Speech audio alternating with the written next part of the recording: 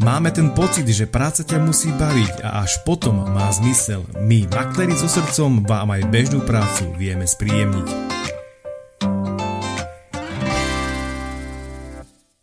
A prečo práve Praha? Prečo nie? Bol som v Bratislave, to karečie mesto som asi nevidel. To ma proste nezaujalo, neoslovilo. Sice teraz som to trošku zmenilo, ale proste... Dúfam, že nás Blavy počúvajú. No jasné, pozdravím všetkých z Blavy. Inakšie si Všetky firmy, ktoré chcú podnikať so mnou.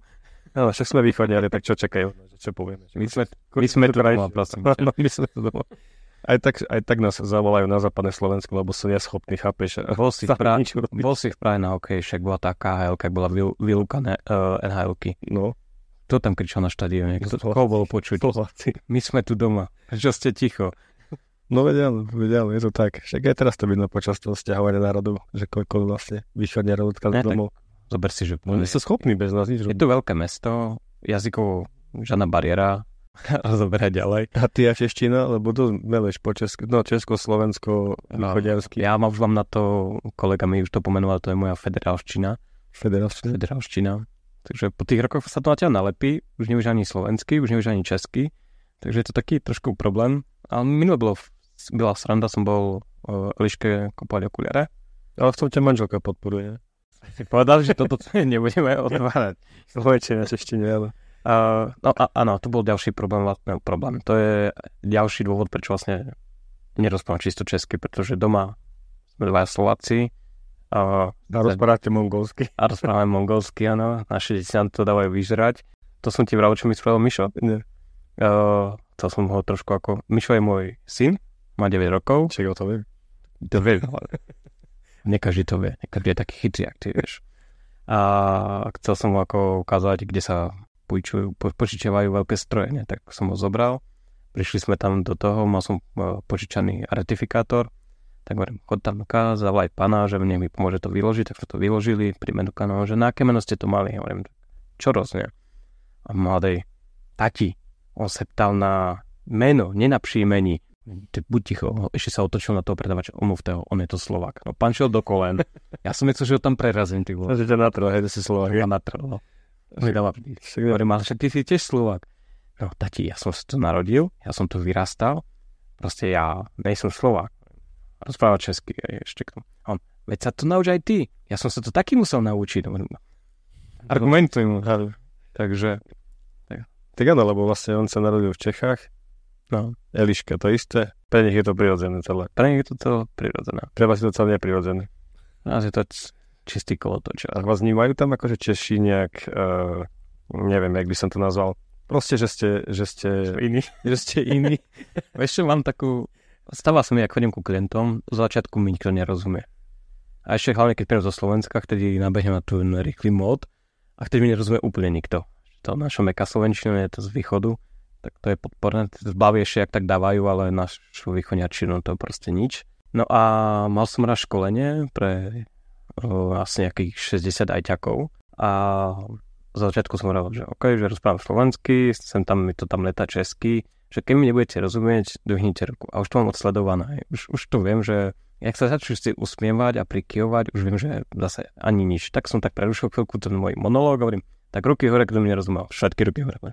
Mali ste sa ozvať, my sme nechceli prerušovať, nevedeli sme ani, kedy sa nadýchnete. Hovorím, aha, tak som spomalil a znova, hej. No a vždycky, kde príjem do klienta, v začiatku je takové, že opakujem sa, musia si zvyknúť na tú moju federálštinu, ale potom to už ide, potom si zvyknú a už to nejak akceptujú, už aj tí maily akceptujú. Teraz mi už pomáha ChatGPT, píšem krásne české maily, krásne si to napíšem, ChatGPT mi to upraví, tak vám pošlem. No na to by som sa ešte veľmi nespoliehal. Oproti tomu, čo som písal, ja ho tiež používam a mám kamošky, pozdravím Agi. Používaš platený? Nie. No vidíš, to je zásadný rozdiel. Ktorá mi stále hejtuje potom moje komentáre, že mám tam chybu. No a skús to z toho plateného. Úspešnosť u certifikačnej skúšky zdarma, ChatGPT 40%. Platený 89%. Tak to je dosť rozdiel. No to zásadne. No to áno, tak ja to už dosť používam umelú inteligenciu na texty, alebo aj na maily, na rôzne vlastne na veci, lebo tiež robíme marketing, automatizujeme maily, píše nám vlastne inzeráty, píše nám všetko. A napríklad pre našu firmu... Čo ty vlastne robíš? Nič. No, pýtaj v mojom svete. Pre našu firmu, však vlastne ty si bol v podstate pri zrode tej našej firmy, keď sme spolu tu nasedeli a to vymýšľali, že čo by nám vlastne z toho tvojho biznisu do našej firmy pomohlo? Mojho biznisu? No. Abyš mi platil. Však dobre, ale tak keby som mohol byť ja klient a my máme realitku, tak čo ty nám vieš povedať? Tak povieš mi, že platená umelá inteligencia, však ale z toho nemáš nič, či? Máš? Nemám. No však ja si zaplatím. A to je ten problém. My hľadáme vlastne to, jak ju využiť, aby sme to dali jak službu. Musíš vytvoriť vlastnú aplikáciu, kde používaš AI. Apky nevytvárate. Už áno. Už máme tým aj na apky, takže už vieme robiť aj tieto veci. No ste nejakú apku spravili?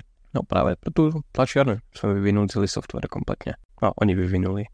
Takže nechápem. Ty si dal zaplatiť aj, čiže nechápem. Máme chlapcov zaplatených a oni vlastne na tom robia. Som to, jak sa hovorí, delegoval. Aha, no tak čiže nevytváraš ty reálne aplikácie. Nie, to je mimo môj scope. Ja som ten systémový človek a vlastne chystám ten podvozor. No dobré, ale však vy sa venujete aj malým podnikateľom. Vráva si, že máte, ja neviem, právnické firmy a takéto účtovníkov. No a teraz pre mňa by bolo čo? Keď neriešim, že zálohujem, lebo však dobre, data zálohovať je jedna vec, ale... Zober si, jak fungovali tie malé firmičky. Mali nejaký server niekde na zemi strčený. Ideálne to bolo nejaký starý počítač a 10 rokov na ňo nikto nešahol, takhle to na ňo sadol prach, všetko, nejaký farbu. Dneska máš cloudy. No dneska máš cloudy, ale oni ich nepoužívajú. Na druhú stranu, argument jednoduchý, no ale tu som zaplatil raz, neviem, nejakú raketu a mám to na 10 rokov, ale nevysvetlíš mu tú sekuritu na pozadí. No dobré, ale voči nejaké zálohy, ktoré robíš, ty robíš tiež cloudové zálohy, lebo keď napríklad ja využijem nejaký cloud, ja neviem, hociaký Google Drive, alebo ja neviem, OneDrive, alebo čokoľvek, kde sú to také relevantné servery, kde si vlastne ja môžem ukladať svoje dáta, alebo nie sú. Že sú OK, alebo nie sú OK. Lebo ja využívam Google Drive aj OneDrive, alebo Dropbox. Tam záleží od toho, aké tam máš heslo, jak to máš zabezpečené. Normálne, to 4 nulky. No vidíš. Tak ty by si mal 4 nulky a závinné z výkričníkov, nie? Nie, ja použijem hardwareové kľúče. Ja už neverím tým službám, heslám a podobne. Ono to hodne mení a s tou umelou inteligenciou ešte úplne. Ty si tiež jeden z tých, čo má prelepenú kamerku na notebooku, nie? Nemá. Ale mal si. Práve naopak, ja som ten, čo svoje data si chráni. Čo si chcel skrývať, keď si zalepil kamerku? Teba. No fakt, akože ja keď toto videl, som z toho chorý. Čo chceš zakryť? Čo robíš pred tým notebookom, že potrebuješ zakryť kameru? Pretože zvuk ti to môže nahrávať tak či tak, ne? No veď práve. Pocit. Asi sa našiel. To môžeš ovládať. Si sa niekde našiel na OnlyFans, alebo čo? Ja som nemal nikdy prelepenú kameru. Mal si prelepenú kameru. No bola rozbitá možno. Nie, práve naopak. Ja mám rád technológie, dosť často ich využívam a hrajem sa so rôznymi tými nástrojmi, hodne testujem, aby som prakticky bol na tej vlne a mohol tým klientom dať nejaké tie veci. Takže ja hodne veci skúšam aj doma, aj alternatívne čínske a podobne. Takže ja si myslím, že moja zvuková stupa a môj obraz je už nahraný asi všade. No dobre, však to isté mám aj ja. Hej. Mňa vyšustruje proste od sociálnych sietí kdekoľvek, ale... No, ty si extrém, ako... Taký extrém. No, jednu dobu som nemohol ani na TikTok vlezť, pretože všade každé ráno stanem a hneď traja sedíme u stola, raňajkujeme, všetci sme si zapli, neviem prečo TikTok. Pozerali sme na to a každému vyskočil Peťo. Super, tyjo, nemám ho dosť doma ešte. Tak lebo ja som bol v skupine marketingovej Filipa Kunu a on hovorí, že obsah je king a distribúcia je King Kong. No, to bol Kong riadny. Ako donútil si nás prestať používať TikTok na chvíľku. No, nechceli sme ťa zablokovať. Som ti vlastne tak sme ťa ušetriť čas. Prešli sme na jedné siete. No ale však tie siete sú super, veď žerú čas. Tak žeru, ale mne to nežere, však používame to ako marketingové siete. Ja som mal zo sietí proste klientov a máme klientov zo sietí. Takže je to fajn. A počúvajú nás aj takí ľudia, ktorí by som možno nečakal, že nás budú počúvať. Takže... Napríklad ja. Áno, napríklad. Aj to len, aby som ti mohol skritizovať, ako všetko zle. Zo všetkých 10 ľudí, ktorí nás počúvajú, 9 sme nečakali, že nás budú počúvať. Pozdravujeme našich 10 poslucháčov. Urobím si reklamu na Girai. Môžem ich dokonca aj vymenovať. Urobím si reklamu na Girai.cz. V podstate robíme podcast pre našu okruh, pre našich strašne blízkych ľudí. Tento podcast je sponzorovaný Girai. Sice nedal nič, ale... Ty si už robíš reklamu pre firmu, hej? No zrejme. Povedz, jak sa volá tvoja firma, lebo ja to nikdy neviem vysloviť. A dneska si po ťažkej noci, tak či to sám myslíš? No ale vysloviť to môžeš, jak chceš. Väčšinou to volajú Girai. GRIT. A to čo ste si spravili, že ste takýto názov vymysleli? To je ako vymysleli názov pre firmu. No ty sa ozývaj, ty si bol tiež mal kreatívnu chvíľku. No ja mám tiež makléra Viktora, ktorý nevie nikdy povedať do videa, jak sa naša firma volá, lebo povie si, sa ma spýta, že jak sa vlastne volá tá značka Liniem Reality. Tiež na tom poľanom jazyk. A ešte teraz. Tak to sme rozprávali. No dobre, ale pre mňa, že Gear IT, to je v preklade to je nejak sukulie. Že to sa ozbené kolečká, ktoré sa zapadajú. Ste chceli nejak páčiť, keď ste to vymýšľali. Ako vymyslený názov není sranda. A už keď to začne používať a vidíš tie limity, jak to ovplyvňuje, tak je to takové. No však, ale ja som videl som, čo sa mi poslal, že ako vytvorili to logo, čo všetko ti proste spravili, farba a všetky tieto blbosti, vytvorili ti kopec akože variant toho loga, ale máš pocit, že je také, že na prvú proste klient dá, že je také silné to logo. Alebo je komplikovanejšie, že možno by si, keby si teraz chcel, že by si ho zmenil. No, zober, že značku napríklad Mekač. Ty keď zbadáš len jeden tento oblúčik so žltou farbou na billboarde, ty vieš, že to je Mekač. To je tá akože šialená sila značky. Ja som k tomu nepristupoval tak, že tvorím značku. Však dobre, ale tak možno povieš o 10 rokov, že chceš firmu predať a nebudeš vedieť ani vysloviť, jak sa bol. Gary. Gary, to je to SpongeBob, ne? Áno. Budeme mňaukať podcasty, výborne. No. Tak podľa však tie tvoje chytniky. No, pokračuj. Takže... No, napríklad, my sme vytvorili Liniem, ale to malo nejaký akože taký pre mňa rodinný význam, že prečo Liniem, hej. Ale potom som začal tvoriť makler so srdcom a to som potreboval niečo také, proste vytvoriť také niečo osobnejšie, že by proste ľudia vedeli, že lebo čo, makler a furt som veľa nejaké spojenie, že prečo, že nesedelo mi to nie. Tak by to bolo také možno zaujímavé, no. A dneska makler má vynechať. A čo so srdcom? Infarkt, alebo... Bodka so srdcom. Každý to plne, čo chce. No, takže a dokonca som si ho zbuchol v aute na mobile, najprv taký ten náhľad z toho, že to malo celé vyzerať. A dneska podľa mňa je to celkom fajn, lebo keď to nosím na tričku, alebo tak ľudia sa normálne, že ozerajú, obzrú. No, a urobili sme tášky, čiže jedna vec je, že možno to naše Liniem akože veľmi nepropagujeme, ale mám pocit, že sa zväzie popri tom, lebo však v podstate my tak robíme biznis, kde potrebujeme seba odprezentovať. Ty sa nechceš odprezentovať. Ty chceš byť taký v úzadí, ale v podstate chceš, aby tá firma vedela o tebe, že ty to robíš a možno, že ťa na odporúčanie skôr asi. My fungujeme na odporúčanie. Prakticky aj celá tá firma tak vznikla, že nás donútili klienti, založte si firmu. Donútili vás. Donútili nás. Super. No? Vlastne aj nás donútili založiť firmu. No ale musím naviazať na ten tvoj predchádzajúci podcast, ak si sa tam bavil o tej aromaterapii. No. A pamätáš, ak si pomáhal hľadať domček, sme chceli kúpiť nejaký dom, tak som pomáhal vlastne hľadať nejaké tieto. A presne tam to zafungovalo výborne, boli sme na jednej obhliadke, uvedeš tam a presne čakáš tú aromaterapii a bohužiaľ ten maklér, ten bol nejaký zvláštny človek, čas jak ty. Ale nie, ten bol fakt zvláštny. Ja som... Je pravda, že väčšina maklérov sú zvláštni ľudia. Ja som zbrklý človek, a keď sa niečo rozhodne, chcem to hneď. Bojujem s tým, viem, je to blbý, ale proste tak to je. No a tiež rozhodli sme sa, že chcem domček, nejaký som si našiel a už ho chcem vidieť. Nechcem čakať týždeň, 2, 3, ja ho chcem vidieť hneď, chcem to vidieť, jak to vyzerá znútra. Tak som volal tomu maklérovi.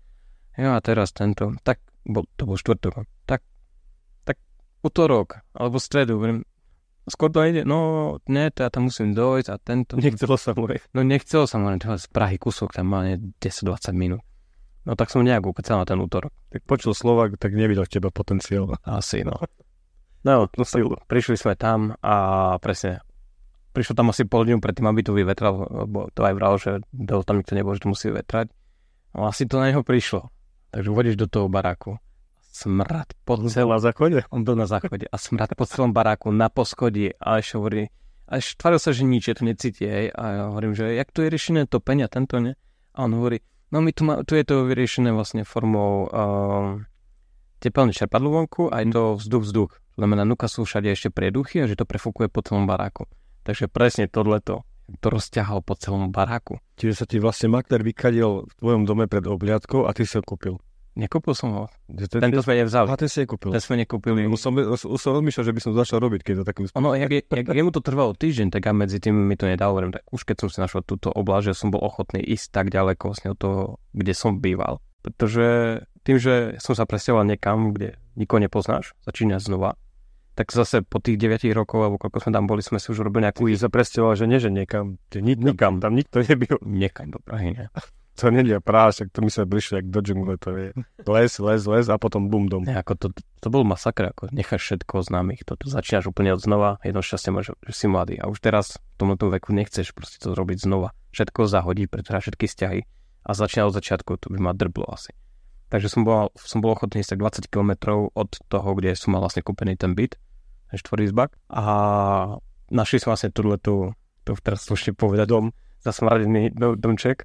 Ale bol pekný, krásnejší, aj veľký pozemok vedľa, tam by sa dal postaviť ďalší domček, bez záchodu, aby nesmrdil.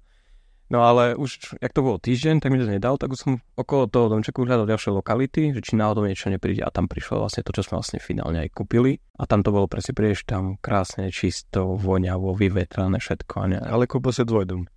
Má to ste svoje úskalia, nie? No je to dvojdom, ale je fyzicky ako oddelený. Fakt, že to nie je spojené. Prečo som dvojdom fyzicky oddelený? Stenou. Nie, ale je tam stena, polystyren, stena. Plachta. A našiel som si toho, samozrejme, to nedalo. Môžem uveriť, nemôžem, ne? Tak aj tak. Idem na Google, našiel som Google mapy, dal som si staršie fotky a som videl tú stavbu, jak to vznikalo, tam bolo presne vidieť.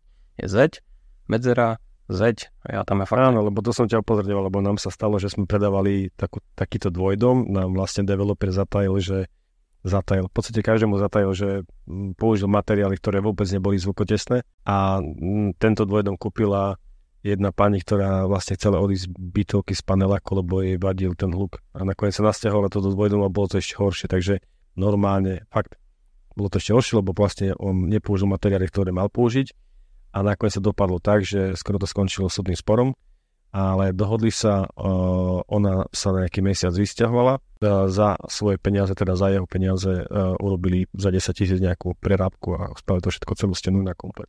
Ako ja som to tiež videl, riziko tam je. Hovorím, OK, mať blbca jedného suseda alebo 20.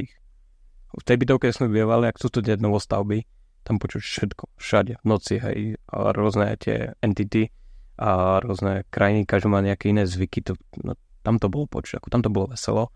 Ty teraz máš letisko hlavou. A teraz mám ešte dvojdomček a ten druhý, čistá náhoda, okres Kolín niekde je čistá náhoda, sused Slovák, takže paráda.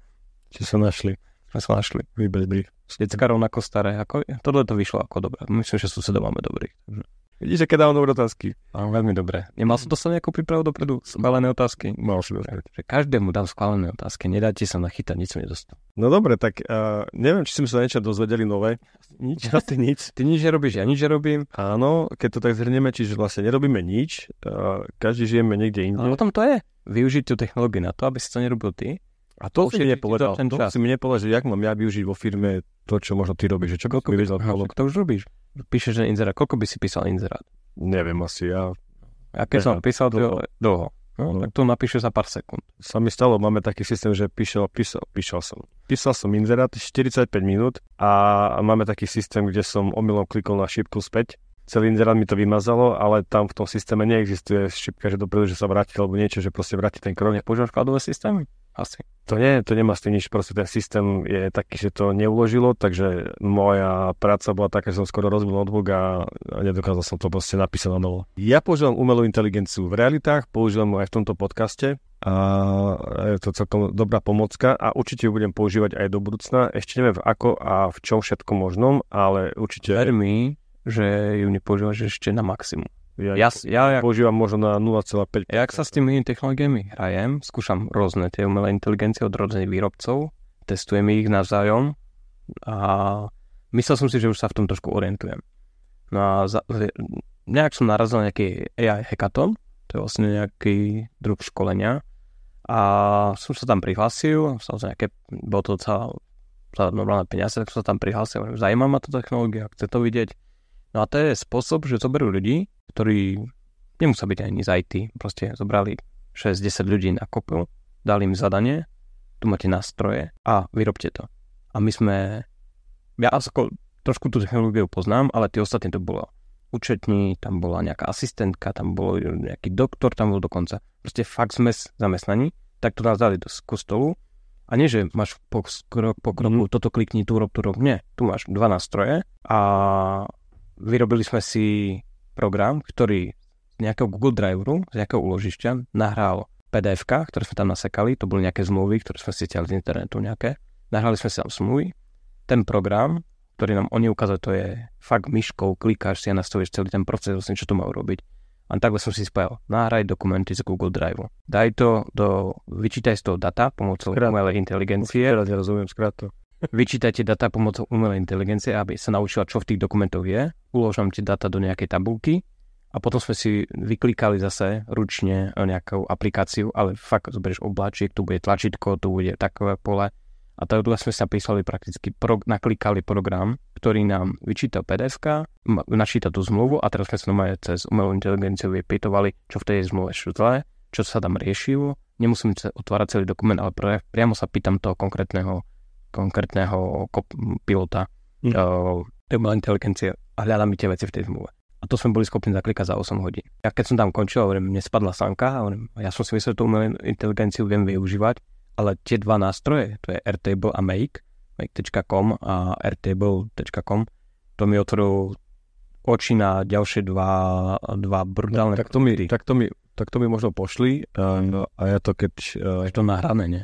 No však dobré, tak pošleš mi linky, na čo ja budem ich vyhľadávať, keď... Ja ti na to robím školenie. Už teraz neviem, jak sa to volá. Ja ti na to robím školenie. Tak mi nahraj linky a tí z vás, ktorí používate tieto veci, tak možno ich budete tiež vedieť využiť. A my vlastne robíme to sa snažíme vlastne dosiahnuť, že vlastne vieme o týchto nástrojoch a chceme ich rozšíriť ďalej a hľadáme vo firmách procesy, ktoré opakujú. Dennodenne, čo robia, opakujú tú istú činnosť, tak my im s tým vlastne dokážeme vlastne pomôcť a zautomatizovať to. A tým pádom ušetríš čas a peniaze. A zase nerobíš nič. A o to ide. Urobíš toho viac. Nemusíš robiť proste rutinu, ktorá ťa nebaví, ale urobíš toho viac a musíš sa venovať tomu, co chceš, čo ťa naplňuje. Nejaké koníčky a podobne. Pretože to odbaví za teba túto práci. Povedal Jan Čeros, majiteľ spoločnosti Gear.IT. Znova. To tam bude. Čiže majiteľ spoločnosti Gear.IT. Gear.IT. Si mal angličtinu? Nie, ani ja, ruštinu. Čiže tebe. Dobre, nebudem to opakovať, lebo to zase som to teraz zabudol, takže o tejto spoločnosti... Gear.IT.cz, no.